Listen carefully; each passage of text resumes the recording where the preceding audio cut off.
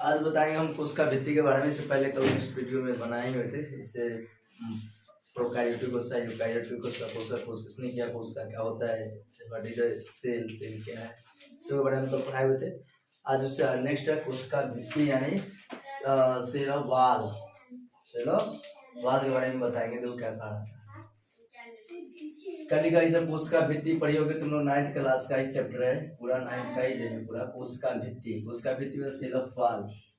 कोशिका भित्ति क्या हुआ, ये बना किससे होता है, यानी कोई चीज जो बनता है उसका कुछ न कुछ निर्माण होता है ना, कैसे बनता है।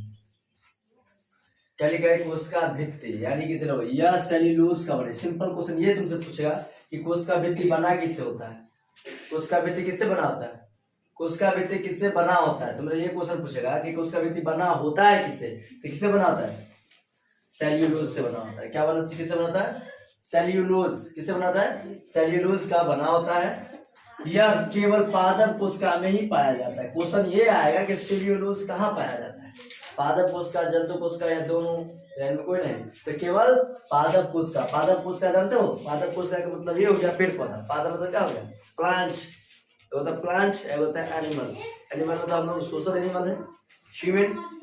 इसे कहते हैं पादप कोशिका। पादप यानी प्लांट, जितना भी पौधा है उसको हम पादप कहते हैं, यानी पादप, पेड़ पौधा को पादप कहते हैं। सिंपल बात समझो, कोशिकाओं में पाया जाता है। यह कोशिका को निश्चित आकार प्रदान करता है।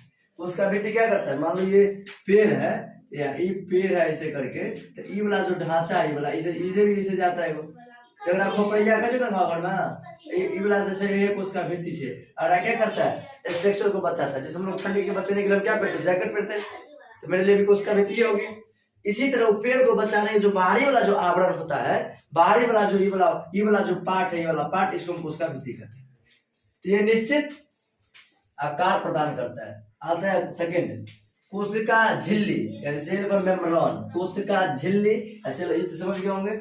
ये बताते हैं कोशिका झिल्ली क्या होता है। कोशिका झिल्ली के बारे में बताते हैं। देखो, यह पादप कोशिका एवं जंतु कोशिका दोनों में पाया जाता है। मतलब क्या, पादप कोशिका यानी पेड़ पौधा, और जंतु कोशिका मतलब जितना भी जंतु है अपना जैसे संतान उत्पन्न करता है। सिंपल डिफिनेशन, जो अपना जैसे संतान उत्पन्न करता है जंतु कहते हैं, यानी क्या कहते हैं, जंतु एनिमल सब कहते हैं। जैसे यानी कि ये हो गया, तुमको जितना भी अपने जैसे मतलब एक स्थान दूसरे स्थान जा सकता हूँ, अपने जनसंख्या में वृद्धि करता है उसे हम कहते हैं जंतु कहते हैं। ये हो गया तुम्हारा पादप, पादप कोशिका, और एक हो गया तुम्हारा जंतु कोशिका, दोनों में पाया जाता है। अभी क्वेश्चन आएगा कि कोशिका झिल्ली कहाँ पाया जाता है। कोशिका झिल्ली पादप कोशिका और जंतु कोशिका दोनों में पाए जाते हैं। जंतु कोशिकाएं चारों तरफ से अत्यंत महीन पारदर्शक। आप बताओ पारदर्शक का मतलब क्या हुआ, जिसे आर पार देख सकते हैं। पारदर्शक का मतलब क्या हुआ, पारदर्शक मतलब आप प्रकाश को आसानी से इस पार से उस पार तक हम भेज सकते हैं। अपारदर्शक में से प्रकाश आसानी से इस पार से उस पार नहीं जा सकते। तो पारदर्शक मतलब हुआ मशीन, पतले होते हैं जो ये पारदर्शक होते हैं, एवं अर्ध पारगम्य होते हैं। अर्ध पारगम्य झिल्ली से घिरी होती है। इससे कोशिका झिल्ली सेल या मेम्ब्रेन कहते हैं। समझ गया, कोशिका झिल्ली या मेम्ब्रेन किसे कहते हैं। ये क्या आता है, दो पादप कोशिका में पाया जाता है। ये पारदर्शक, महीन पारदर्शक और अर्धपारगम होते हैं, जिसे हम क्या कहते हैं, कोशिका झिल्ली कहते हैं। क्या कहते हैं, कोशिका झिल्ली कहते हैं। बाहरी तथा भीतरी परत प्रोटीन एवं मध्यवर्ती परत फॉस्फेटिलिड से बना होता है। यानी बाहरी या भीतरी किससे बना होता है, प्रोटीन से। किससे, तो सबसे ज्यादा प्रोटीन किससे पाया जाता है, दाल में। दाल की जगह पर ये सोयाबीन में पाया जाता है, उससे ज्यादा तो अंडा में खाते हैं, दूध में सब कुछ पाया जाता है। तो ये क्या है, प्रोटीन जो मेम्ब्रेन का ये झिल्ली, जो ये वाला झिल्ली है बाहरी वाला, इनमें किस बाहरी का अंदर से किससे बना होता है, प्रोटीन से। किससे बना होता है, प्रोटीन से। एवं मध्यवर्ती, मतलब बीच वाला मध्यवर्ती परत फॉस्फोलिपिड से बना होता है।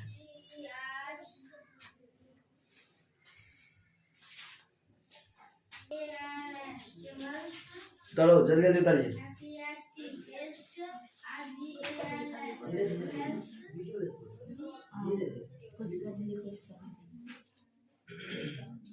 कर लिया, एक्सप्लेन करूं।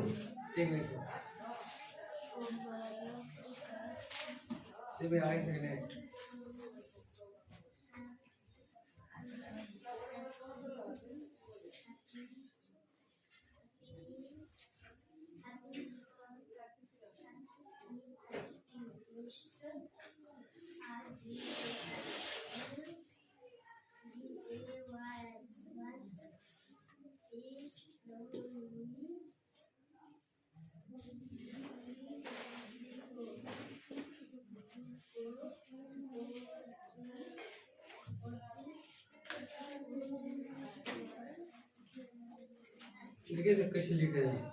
बहुत सुपर। 10 दिन लिखने से किस लिखा है? वीडियो बन रहा है, स्टार्ट हो गया है। कर ली, कर लो, बड़ा है, एक्सप्लेन करें। समझ गई ना, लाइव बन जाएगा।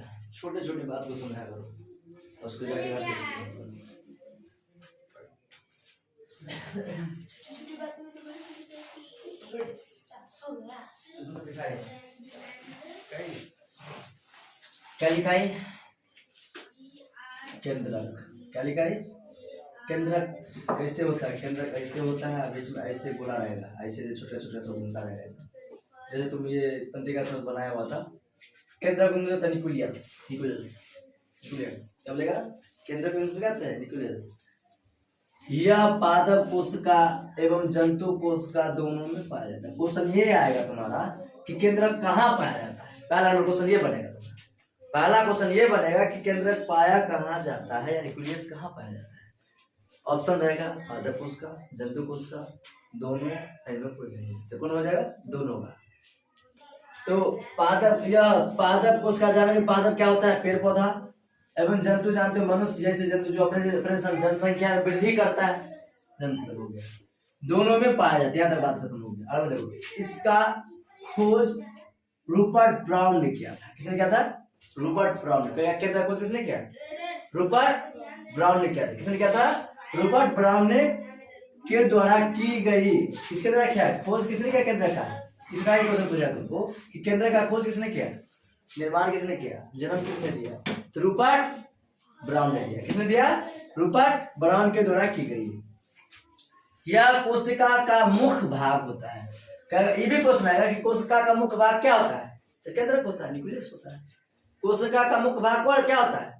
केंद्रक। क्या होता है? कोशिका यानी सेल का इंपोर्टेंट भाग क्या होता है? इंपोर्टेंट पार्ट तो क्या होता है? न्यूक्लियस होता है। यानी कोशिका का सबसे मुख्य भाग क्या होता है? केंद्रक होता है। क्या होता है? केंद्रक होता है। इसमें सबसे वेरी इंपोर्टेंट है डीएनए और आरएनए। डीएनए उसका पैतृक गुण होता है, यानी कि उसका माता पिता में जो गुण होगा वो गुण उस बच्चे में आएगा। आरएनए का मतलब ये हुआ जिस वातावरण में उड़ाता है उसका इफेक्ट आएगा। कहते हैं कि संघर्ष से गुण जाते हैं, संघर्ष से गुण आवत है। मतलब जिसके साथ तुम रहोगे तुम वैसे ही ढल जाओगे, क्योंकि एक्टिविटी का कॉपी करने लगता है। ये डीएनए का फुल फॉर्म क्या? डीएनए समझ गया कि पैतृक गुण आता है, और आरएनए कि तुम जिस माहौल या एनवायरनमेंट में रहते हो उसका इफेक्ट पर तुम पे आएगा। क्या लिखा? डीएनए का फुल फॉर्म ये पूछता तुमको, यही पूछते हैं, डीऑक्सी राइबो न्यूक्लिक एसिड। बरोबर। क्या लिखा? डीएनए का full form deoxy ribo nucleic acid. Deoxy ribo nucleic acid and यानी तथा। आरएनए का फुल फॉर्म होता है राइबो न्यूक्लिक एसिड होता है। डीएनए का full form deoxy ribo nucleic acid. Deoxy क्या लिखा? डीऑक्सी राइबो न्यूक्लिक एसिड मतलब अम्ल होता है। ये क्या? RNA ribo nucleic acid. और गुणसूत्र समझते हो कि मनुष्य में कितना गुणसूत्र पाया जाता है? 46 या 23 जोड़ी। ओकरे हम क्रोमोसोम कहते हैं। क्या कहते हैं? क्रोमोसोम या गुणसूत्र। हिंदी नाम होगा थोड़ा गुणसूत्र, इंग्लिश में नाम होता है उसका क्रोमोसोम। पाए जाते हैं या कोशिकीय गतिविधियों, गतिविधि के मतलब उसका एक्टिविटीज को संचालित एवं नियंत्रित करता है। नियंत्रित मतलब क्या? संचालित मतलब